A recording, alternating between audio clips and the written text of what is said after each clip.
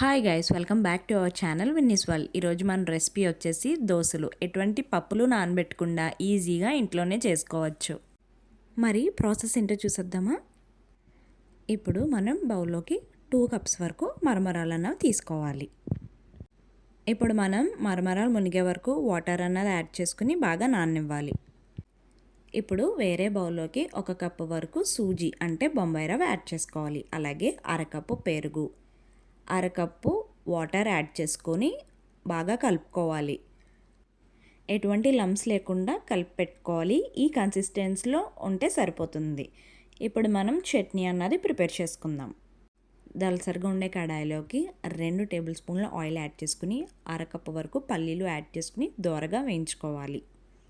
పల్లీలు అన్నవి మంచిగా ఫ్రై అయ్యాయి. ఇప్పుడు ప్లేట్లోకి ట్రాన్స్ఫర్ చేసుకుని అదే కడాయిలో మన కారం తగ్గట్టు ఎండుమిర్చి అన్నది యాడ్ చేసుకోవాలి. మీకు కావాలంటే పచ్చిమిర్చి కూడా యాడ్ చేసుకోవచ్చు.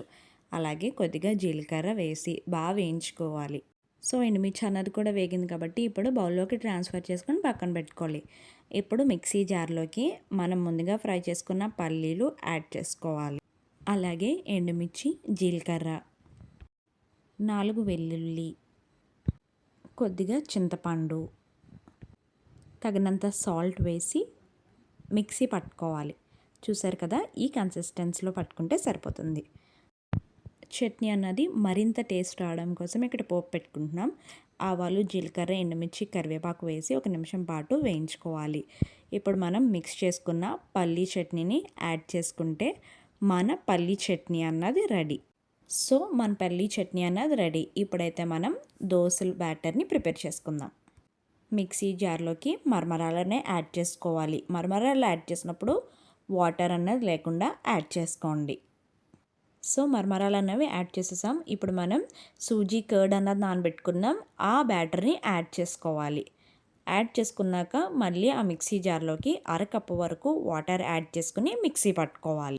చూసారు కదా, మన బ్యాటర్ అన్నది రెడీ. ఇప్పుడు వేరే బౌల్లోకి ట్రాన్స్ఫర్ చేసుకుని కొద్దిగా బేకింగ్ సోడా యాడ్ చేసుకోవాలి. అలాగే తగినంత సాల్ట్ యాడ్ చేసుకుని ఒక 10 నిమిషాల పాటు పక్కన పెట్టుకోవాలి. ఈ కన్సిస్టెన్సీలో ఉంటే చాలు, మన దోశలు అన్నవి పర్ఫెక్ట్గా వస్తాయి.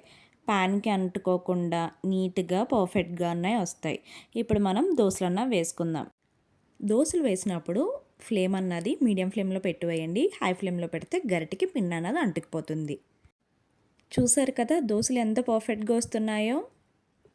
పప్పులు నానబెట్టకుండా అప్పటికప్పుడు ఈజీగా చేసుకోవచ్చు ఈ దోశలు అన్నవి. ఒకసారి మీరు కూడా ఈ దోశల్ని ఇంట్లో ట్రై చేయండి. సో మన పర్ఫెక్ట్ అండ్ ఈజీ దోశలు అన్నవి రెడీ. ఈ వీడియో కనుక మీకు యూస్ఫుల్ అయితే లైక్, షేర్ అండ్ సబ్స్క్రైబ్. ఇలాంటి మరెన్నో వీడియోస్ కోసం విన్నీస్ వరల్డ్ని ఫాలో అవ్వండి.